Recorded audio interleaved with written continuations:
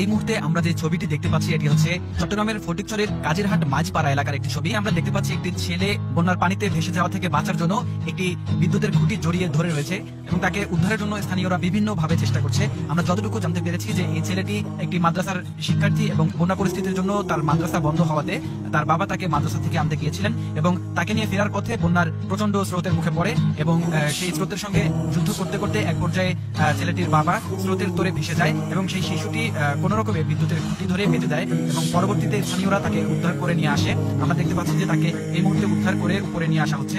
আমরা যতটুকু জানতে পেরেছি যে বেলা 2:30টার কিছুটা আগে পরে এই সময়টাতে তার বাবা তাকে মাদ্রাসা থেকে নিয়ে আসতে যায়, কিন্তু রাস্তায় তারা প্রবল স্রোতের মুখে পড়ে এবং তার বাবা সেই তখন থেকে নিখোঁজ রয়েছেন। সর্বশেষ আমরা তথ্য পাওয়া পর্যন্ত এখন পর্যন্ত তার বাবার কোনো সন্ধান পাওয়া যায়নি।